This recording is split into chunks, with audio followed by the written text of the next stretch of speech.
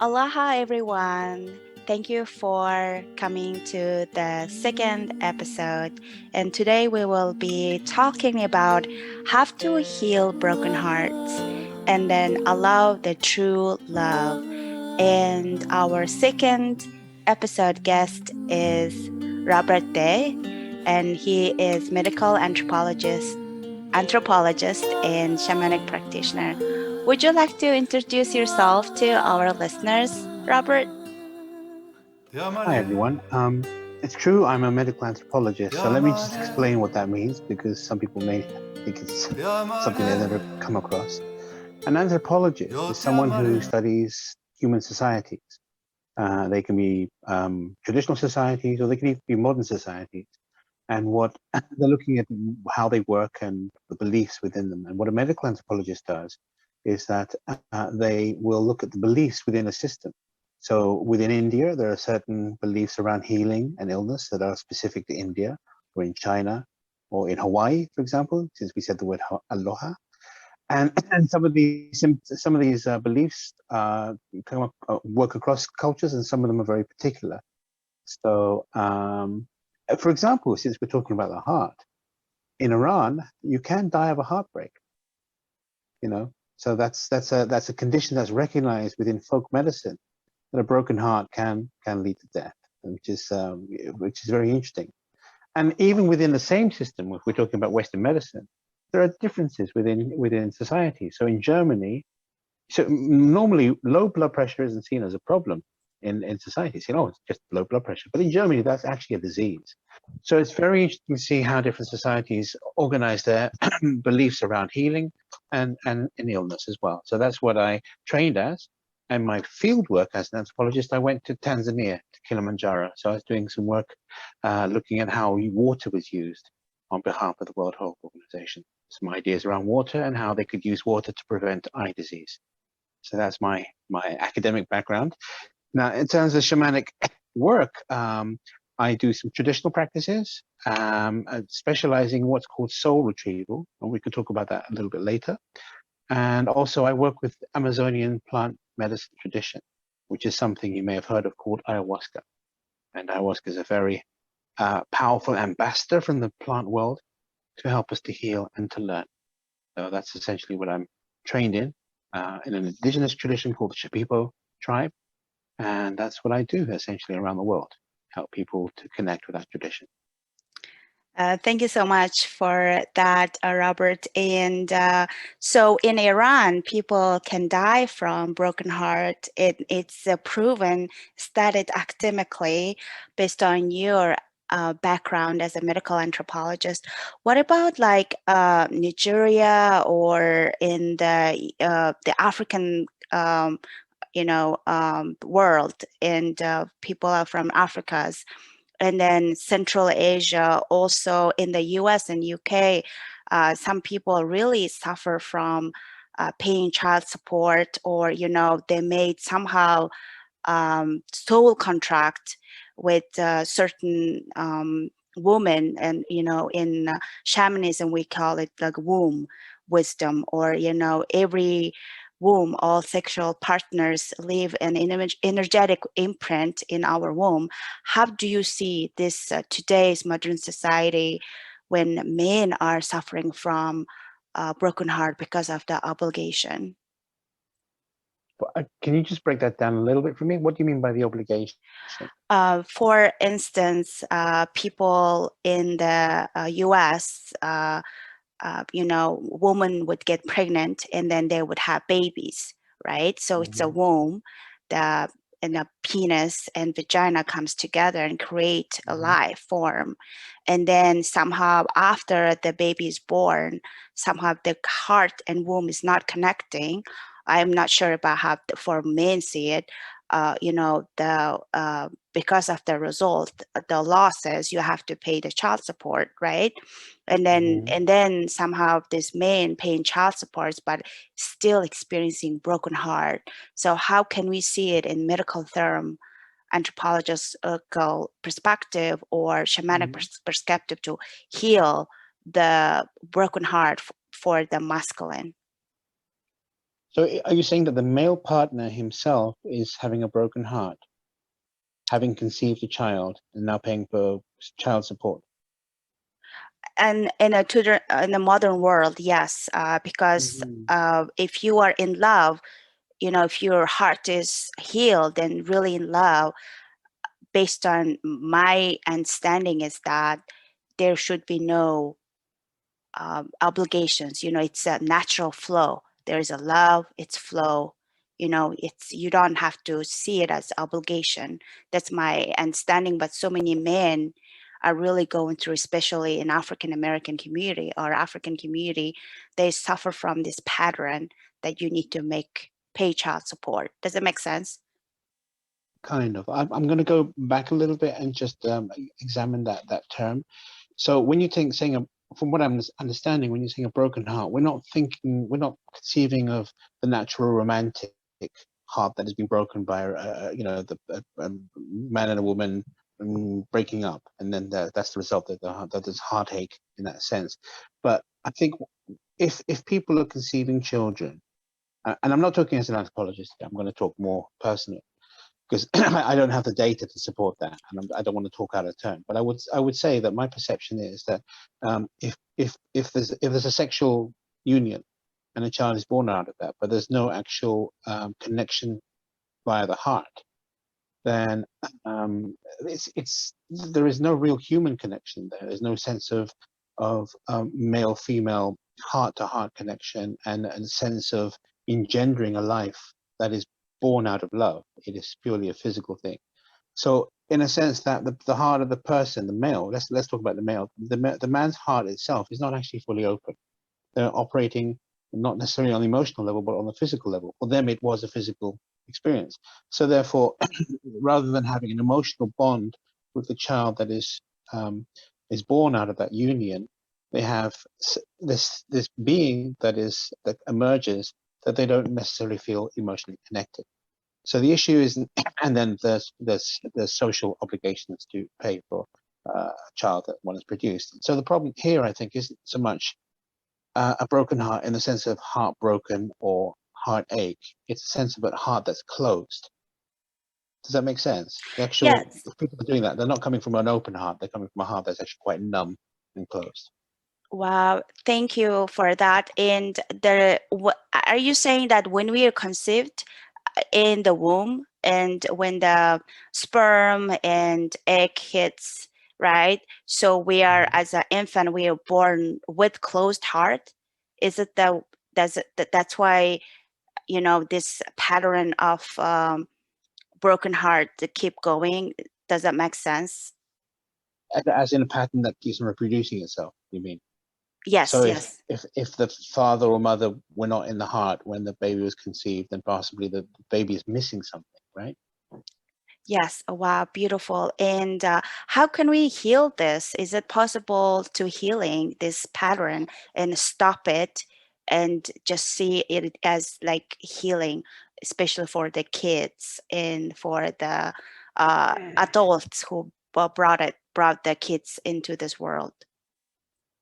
You see, for example, one has to, I think, in order to try and get some traction or some leverage over that problem, let's focus on the man again. You have to ask yourself the question: why is this person actually walking around the world with a heart that's closed or a heart that's numb?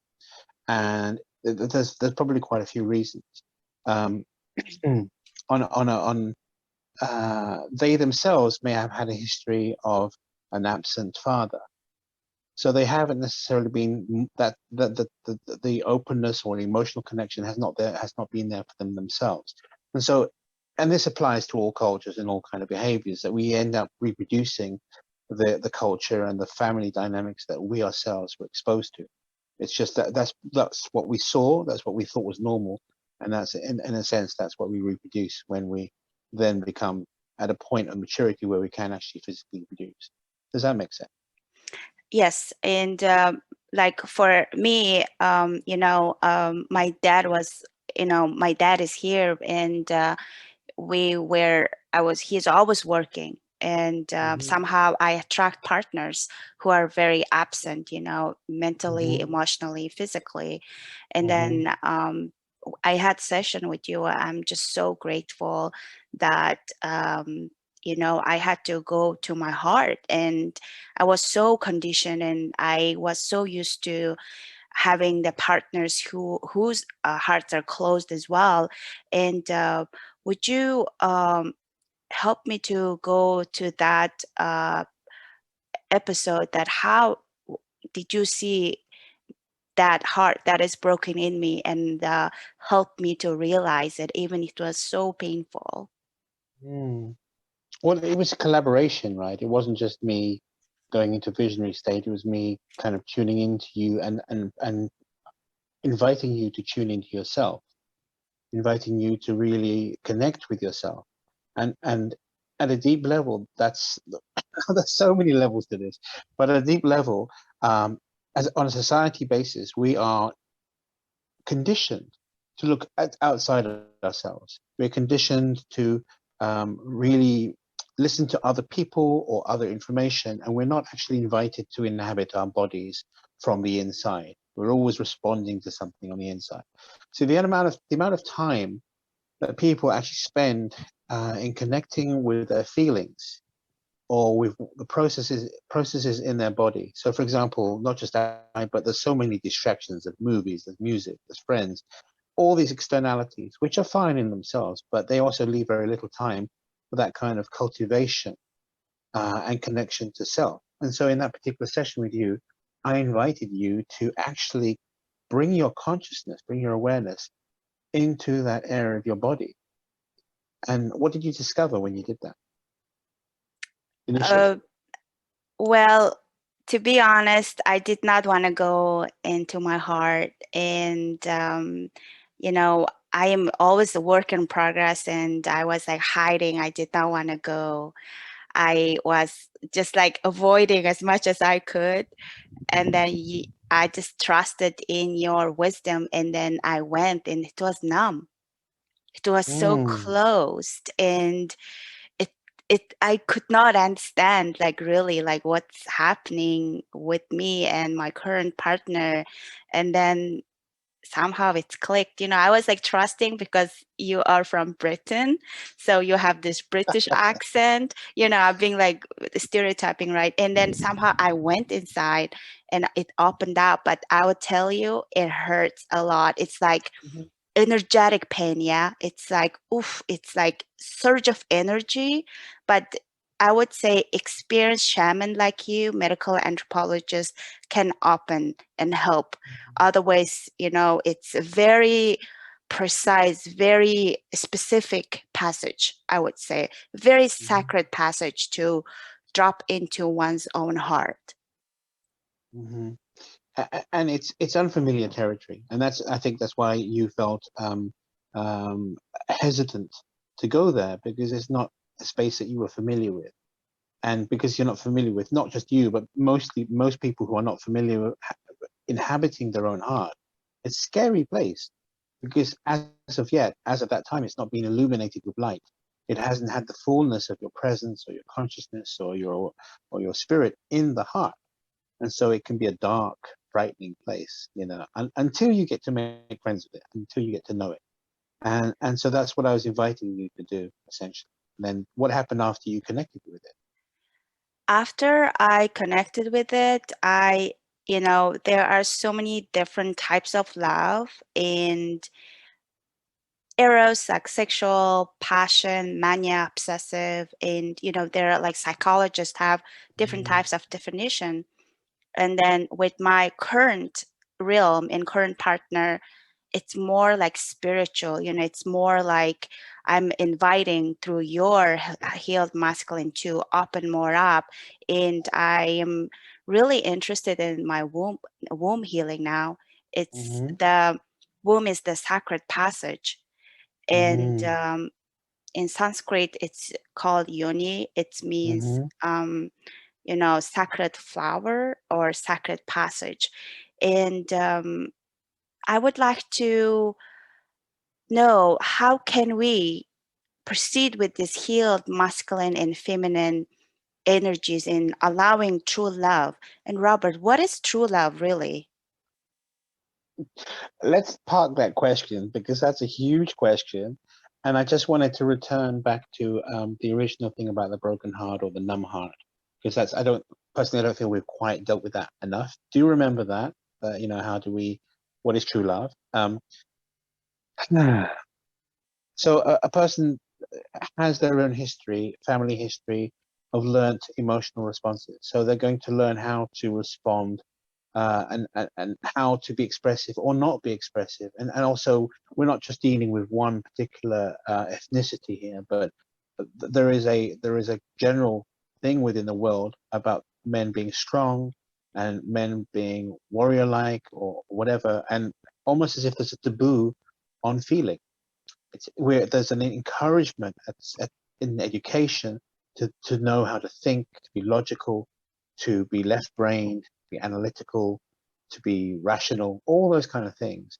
And the domain of the heart, the domain of feelings, to be able to express vulnerability, to be able to express openness, to be truthful and authentic with oneself, that's not a domain that's encouraged socially, right? And it's not encouraged within representations of the masculine within movies or generally across culture, even within music. If you look at a lot of contemporary music, there's a certain kind of imagery of the masculine, which is very cartoon-like, if you like. It's very extreme, and it's only one axis of the male psyche.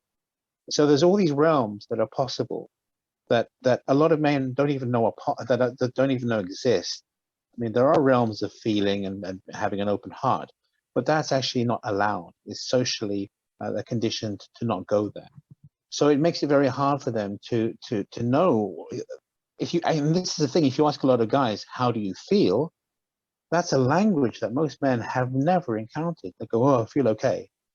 But if you drill down for information and detail, they don't have the mapping ability or the sensory acuity to really say, well, I'm feeling some sadness. And then you say where, they won't even know, or they just, it's generality. So there may be a very, very vague sensation, but nothing specific. So that indicates to the extent as well that they're being educated to not feel. And that's a big problem. So that the heart has not had the opportunity to be inhabited because they don't have the support network within society to say it's okay to go there. You know, traditionally they say, oh, boys don't cry, or be tough, be a man. You know, let's talk about things about sport, or, you know, things that are very masculine topics. But then if a guy begins to express a more sensitive or even quote unquote feminine aspect of their self, you know, sensual or sense of beauty or nuanced feelings, then the way to oppress that is to say, oh, that's so gay, you know, as a put down, or to not give it validity. So that has to change, I feel, because men and women are, in some senses, they can feel the same things. They have the same nervous systems and same limbic system and the same bodies, essentially, and there's no reason why men can't feel as subtly and as beautifully as women do. It's just that we're not educated or supported in that. Does that make sense? Yes, and it's just like echoes back my ancestral background. You know, it's like Genghis Khan went out there in 13th century and butchered a bunch of people because he was so broken. You know, his dad died and was poisoned, and then he built this Mongol empire. You mentioned about desire. How can a healed masculine look into woman as wow, she is divine being and goddess? That's a brilliant question. I mean, so hang on, let me see if I understand this. You're asking me whether at what aspect of a woman is a healed man looking at, or a man who is has upgraded his masculinity so that it doesn't respond, isn't triggered by toxic masculinity signals, right? They're classic things. Yes. And so, you know, if a man is just looking at a woman and desiring her and wanting to be in relationship to her because of the size of her bosom, then he's going to find a woman who is equally shallow as him, right? And if she's only looking at the man because of the size of his bank account, then she's going to be equally happy or unhappy with such a superficial relationship. So in a sense, I can't say what an enlightened man might look for. All I can speak for is myself at this moment, and I wouldn't even say I'm enlightened, but I would say my journey through love and through kind of refining what I want is. Okay, guys, I'm sorry if I'm going to speak for men, but I'm not. I'm speaking for me. The journey for myself has been to discover what I really want and what is really important. And first of all, is going to be the attributes that I find important. So if a guy doesn't find empathy important, emotional connection, conflict resolution, um, um, sharing time and space and attention, these kind of intangible things, they're not related to physical size or how big the butt is or the color of their hair. And these are all surface attractions, and they're okay. They're important. I mean, you're not going out with a person with a cardboard box over their head. They've got to have some kind of physical presence. But more important to that is their actual energy. What are you aligned in your values? So in a sense, it's not just about being a man. It's about maturity as a human being to discern what is really important in life and what really works for each and every other person in relationship to each other. Does that make sense? Yes. So your energy and how you live your lifestyle and what is important and your value attracts your another half. It can do. Or is it another half, or do women and men need to be like fully healed and come together? No, I really think that's an illusion to make a condition say only when I'm fully healed will I be ready for a relationship. I think, and I'm going to talk about myself here, that my whole relationship history has been that of learning lessons in how to love. Every woman I've been with, I've learned how to love something different and learn how to be in a relationship with them and learn how to resolve conflicts so that the next relationship is even better. And in a sense, in that learning how to love, my own heart has opened bit by bit by bit by bit. And so that's the journey that I've taken, so that my platform for being able to be in a relationship is a lot more mature and is a lot stronger. And the qualities I'm appreciating are different. I mean, they were never initially about bums and tits and legs and all that. It was more about the quality of the person but more as I've aged, I've become very focused on compatibility, and emotional resonance. And that's a real big one for me, because I've been in a relationship where there was no emotional resonance. There was lots of connection on different levels, but and I discovered that there was no real connection at a heart level, and that was destructive to me. It was that there is a desire, I think, for most people to have that sense of connection, whether you're a man or a woman. You want to connect with somebody at a deep emotional level. If you're at all conscious, for some people it doesn't matter. That's not what they want. But I think fundamentally, our inner child and our deepest self wants to be cared for and wants to care for another in a harmonious way. Beautiful. Thank you. And when you are with your partner, if you feel in love, do you feel that the heart chakra is pulling? It's like magneting, is it the true love, or is it just a physical connection? So if let me understand if I understand you correctly. So are you saying that if you feel an attraction that is from the heart, you're asking whether it's physical connection or something further? Like for example, like I'm just talking about healing broken hearts, and also competitive. When you leave the partner and next partner, it gets better, or like more lessons, when we involved in romantic partnership. So when you are with your beloved, your current partner, when you feel his or her heart, do you feel the pulsating of the heart chakra is connected, syncing, the synced with yours? Do you feel that, or is it just a mere emotion? It's just not really the true forever love. It's just the feeling. I feel like this comes and goes when you exchange partners as you pursue your higher consciousness and higher being. I wouldn't know necessarily that it's true eternal love, because everything is dynamic and changes over time. But I do feel that there can be, and I'm going to talk for myself again here, that there can be moments where the heart really does open even further, and there are spaces within the heart that haven't been accessed until that moment, and suddenly there's this expansion and there's this fluffiness within the tissues, and there's this flow of energy that changes when there's a direct resonance with that person who is also feeling the same way. There's no point, one person feeling that and the other person is stone cold and doesn't care. That's just going to be, it's just not going to have any resonance. That's projection. That's get crushed. There are different things. But when there's actually two people that are feeling attracted to each other, and attracted to each other not only on the physical level, but actually in terms of the heart, the emotions, the mental connection, the spiritual connection, values, respect. That respect often engenders a lot of love. It's very hard to love somebody that you don't actually respect, because that comes into contempt, can often stalk the relationship. So, but there is definitely a very different caliber, a very different sense to the feelings that happen when there is emotional connection. I'm sure you and your audience can relate to that as well.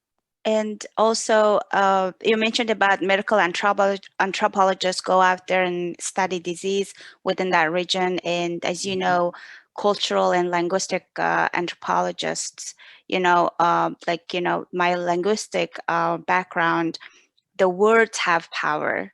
The words can really shift the energy. So if you are really in committed relationship and loving kind, it's very important to be mindful of, be respectful, and also choose your words very mindfully.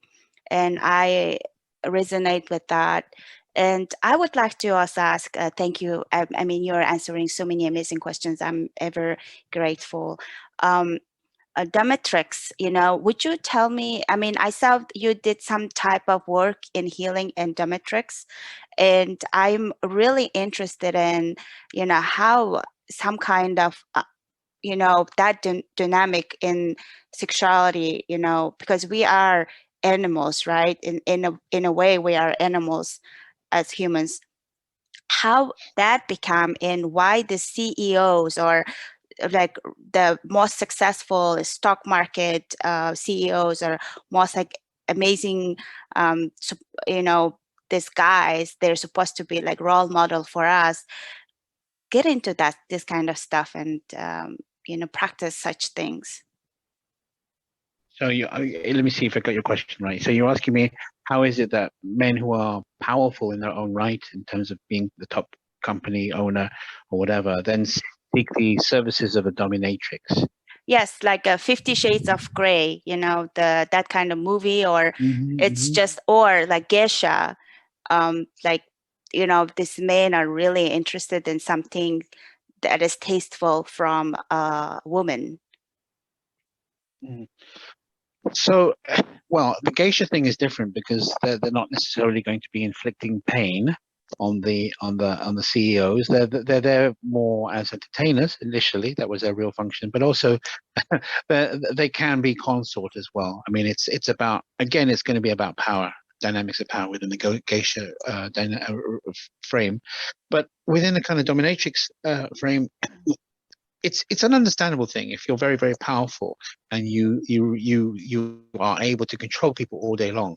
The shadow side of that is the attraction to not being in control, to being the person being dominated. And I think that's actually the pattern that happens with a lot of powerful men, that the secret side of them, the secret shadow, is to want to be dominated, to even go there to be humiliated, because that's what they do all the time.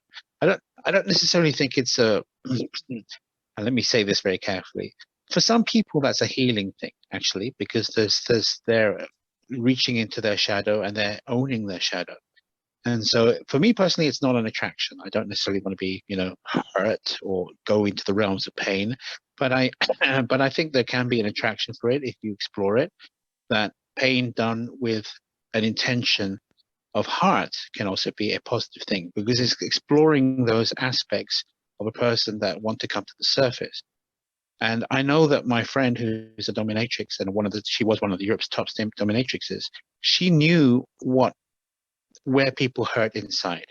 That was her job. She knew where to go to make them suffer, and to also help them heal through suffering. So now she's on the other. She's gone from being a dominatrix, and she's become a healer. But because she understands that the darker side of humanity, she's never been afraid to go there. She's also not afraid to go there in a healing capacity, to reach deep within and help them to face whatever they need to face in order to be healed, in order for that shadow to come into the light. So there's an element of courage there. So in a way, she was doing sacred work. It's very divine work, because she wasn't just causing pain to get money, or there was another spiritual aspect to her work. So everything has to be kind of seen on its own context. What's really going on here? And actually, very funnily, she's one of the gentlest and most spiritual people I've ever met in my life. So, it's not just about power for her. It was more about the exploration of the human psyche. Thank you. And also I noticed like very high caliber, like people who are in the like very, very top position, like, directors or also charge of many people. Yes, they're being charged and governing so many people every day.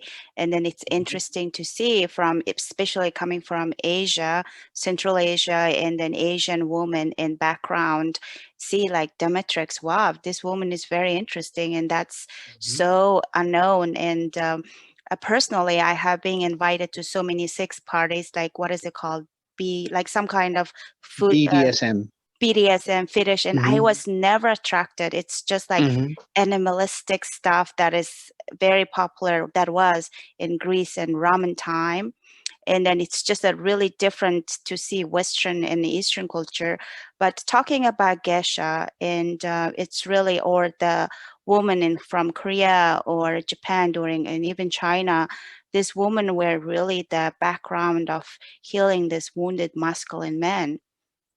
And it's very interesting to see balance these energies as well, to see how our human psyche it works.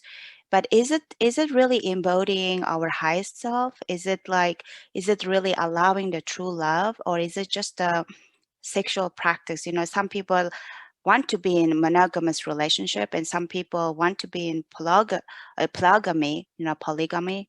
And what are the difference? So what is the question exactly? What's the difference between monogamy and polygamy? So you see the I'm trying to see it from the you mentioned about it's in dominatrix's sacred work in Europe. No, not in all Europe. I'm not saying all of Europe. I'm saying this particular person was particular. A person goes into have to channel or target or whatever the pain, right? So and within, I assume, like Europe or Western people, but maybe some Japanese, I don't know, I never experienced that. I'm just trying to understand that. And for geisha's perspective, because I have so much respect, honor for those women who are really suffering because of this condition throughout the generations and generations. People sold as a kid and into the be artist as like a geisha and serve men.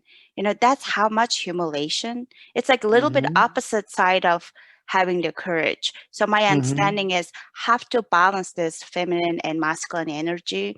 Maybe there need to be some cultural shift within the community, but as of today's our modern society, we're just like this aggressive, masculine female out there, doing whatever in the closed door, but not judging anything. I'm just trying to understand, have to allow people to feel the suffering and bring the healing elements within. Still not clear what the question is. Yeah, I can see the question, but English is my second language, and I sometimes I would ask questions that does not make sense to Western people. It's okay. We can skip that. But it's just, I'm just trying to see, you see the Asian woman, you are based in like China, right? So I'm just saying Asian woman and see that this dominatrix. So there's a little bit of difference in there. Asian. Usually, I mean, the Asian women are traditionally meant to be subservient and humble, and they don't, the men are what they are, and you have this image of a woman is completely contrary to that. But hang on a second. Remember that in certain cultures, that the feminine also can be a warrior, can be fierceness. We can have Kali in the Hindu culture, which is this in spirit, the embodiment of ferocity. You don't want to mess with Kali, or Durga, one of her variations. It's a very fierce, and even if you go to the Viking culture, you had shield maidens who were equivalent to the male Viking warriors. They had equal standing as warriors, and they were very fierce. So the idea of women. Oh, well, we've got lots of examples. There are in West Africa. There were women soldiers as well who were very, very fierce. So there are lots of examples of women being in their power. But it's Asia itself is the culture is very patriarchal. We have Confucian ideas and about the way that society should be structured and the value of women. So that kind of comes through in the way that people are socialized and how they. So, for example, if you grew up in the States, you would have a very different orientation to if you'd grown up purely in Mongolia, because the way people treat you and the ideas that you would be exposed to would be very different. So I don't think in certain ways there's nothing inherent to masculinity or femininity. There are some biological features, but basically the psychology of it and the social imprinting of it is very different from place to place and reflects the beliefs and ideas of the roles of men and women in that particular place. But there's nothing intrinsic, there's nothing eternal about that. I guess it's a cultural conditioning patterns that we are talking about, like, how we, even like in Britain, like queen is the most powerful, right? Supposedly. And the Kali energy that you mentioned, or Durga Kali, I think we all have this potential of being Kali, especially Mongolian shaman women. They're very, very aggressive when it comes down to protecting their loved ones. So it's a masculine energy within.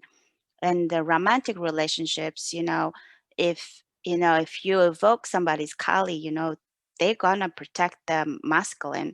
And then it's just like, talking about all this masculine and feminine, it's like interrelated, in the, I have my masculine in me, and you have your feminine in. So I guess my question was going back to dominatrix, and then being geisha as examples, that we are actually Marilyn Monroe too, one of the geisha that I see in my perspective, really bring in men's love and playful kindness. Even though you can be like most like Genghis Khan, like warrior, or Napoleon, or Alexander the Greatest, and Cleopatra can evoke that in men to, I guess, invite the healing. It's a possible, I guess. I like what you said there about the masculine inside the feminine and the feminine inside the masculine. That's an idea that Jung really developed. He called it the animus. And I think if we want to come into balance, I think women need to own their masculine as well. Like you're saying, they need to be. So an Asian woman may be too much in the polarity of the obedient, servile, humble, etc. These classic things, and yet But if they move towards the masculine as well, which is an important a part of growing as an entire being, they threaten the social order because suddenly they're more assertive. Does that make sense? Yes. Because they're no longer so servile and humble and docile and all those kind of qualities. They're now expressing something that is not supported within the society, and society has to change in order to accommodate that. And men as well are equally threatened by their feminine, which I was saying, if a man wants to really become empowered in his own masculinity, he has to embrace his femininity.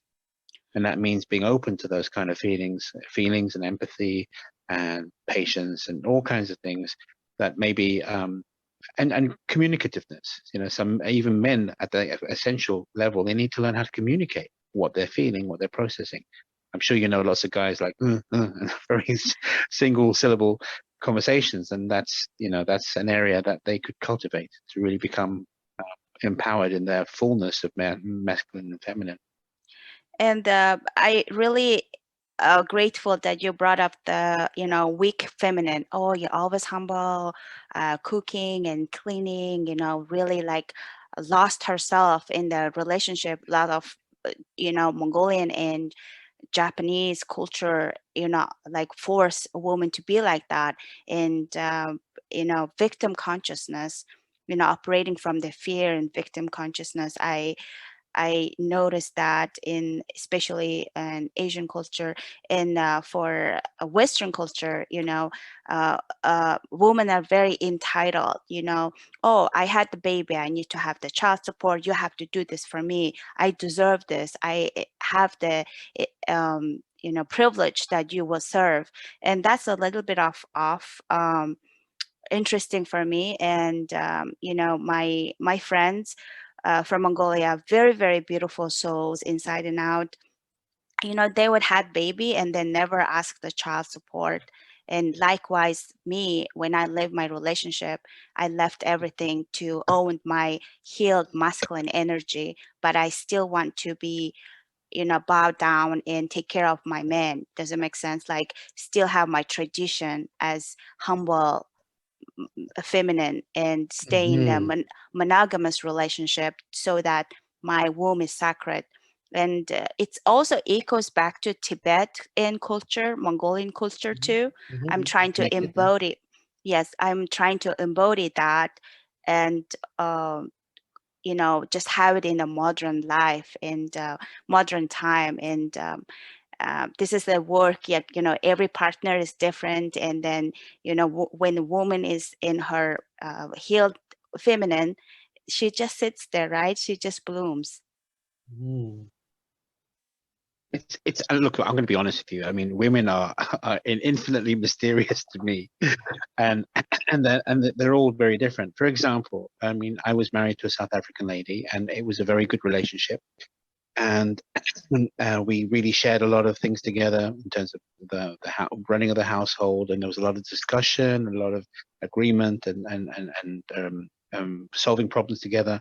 And I really encouraged her not just to be with me all the time, but to do things for herself, to be independent, to pursue her own interests, and give her freedom to be whatever. If she wanted to be her girlfriends, that was all good. So actually, we were together for 8 years. And what was really surprising at the end of 8 years is that she turned around very nicely, but she said, sometimes I wish you had been more controlling. I was like, what? What are you talking about? More controlling? She goes, yeah, I know it's weird, but I wish you'd been more, jealous and controlling of me. And so that was what that was showing me, because I was giving her what I wanted. I want to be, give the space to be free and to be loved, but to be free and not controlled. And that she came around and said, I actually wish you'd been more controlling, because in her society, her patterning, what she'd been exposed to was very controlling, very manipulative, very jealous men, which also is familiar to her.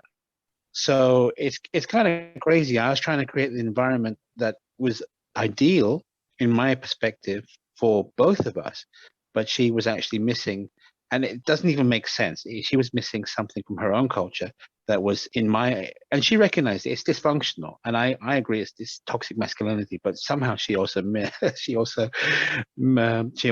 it. So it's very hard to get it right, even with people who are conscious, because the deep primal social programming is so there, right? It's so present in our expectancies. Does that make sense? Yes, it does. And again, like we are in the conditioning centuries, generational conditioning, right?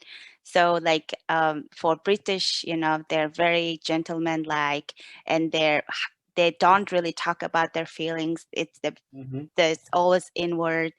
And for African cultures, like you like really need to work hard to provide, because of this collective suffering and collective conditioning, and being numb in the heart. And so I guess we are we are aware of healing broken hearts. So based on my understanding, is it's a everyday progress. It's a process. It's never ending. And true love is really a balance of being, in the healed feminine and masculine. Still, we have work to do. My understanding, Mm. is that And right? sometimes, Solongo, it's not just our personal work. Sometimes we are the carriers of the the lineage. We're carriers of the ancestors. And so sometimes we're not dealing with our own personal biography. We're dealing with the pain of the ancestors and the patterns that they've been through. So if we really want to strive for liberation, strive for growth, we don't have to just deal with our own stuff. We sometimes have to confront ancestral trauma. And because sometimes the patterns that we're living and the relationships we are creating are not just our own. We're recreating the dynamics of the ancestors. So it's quite complex. We've got a lot of things to work on. We've got to work on our own hearts. We've got to work on our own history and our own healing and our own expansion and growth. But also we have to have an eye towards healing the ancestors as well. And as somebody who comes from Mongolia, I'm sure you understand the importance of that. So because we do carry the pains that we're not even aware of sometimes, and they are controlling us because they're in the field, in the energy. So true liberation sometimes comes from healing the past, the distant past, not just the personal past. Yeah, I had to pull. Thank you for bringing that up. I had to pull a psychic from Britain to understand the energies that was surrounding me, and Mm. at the moment, I'm really experiencing British ancestral lineage and African ancestral lineage issues, along with my Mhm. own suffering. You're right. Start with healing your own wound. Mm. In my lifetime, I choose to be monogamous, and I want to be monogamous to experience one soul, and it's a very important example to show the kid, my daughter and next generations. And I Mm. just do not, if you're broken, you will be going off and exposing your womb and yoni to those who are painful. Like, even just having one partner is enough to experience that sacred sexuality. But it's another topic. And thank you for coming, Robert. And if people want to know about your services and want to, heal their hearts, where they can find you. Well, it's very simple. They can contact me on one word, spirit of the Amazon at gmail.com. Spirit of the Amazon at gmail.com. And I'd be happy to hear receive any emails that come through. Thank you. And you do also a lot of shamanic soul retrieval, ayahuasca, and it's another topic. And it's so great to have you here. And thank you for coming to my podcast. And so honored to have you. And also, have time and space for this development. Very important for our modern society and modern human beings, and healing their own broken heart and allowing true love. Thank you. And yeah, so what do you would like to say something to our listeners? Thank you, listeners, for being patient and for being open to learning something new. Thank Thank you. you. Thank you. And my name is Solongo Klawitter. And if you have any questions regarding to this podcast, please contact me at www.solongblue.com. And I'm also on Instagram. I am Solong. Thank you. Thank you so much for listening to our podcast, and namaste. Namaste.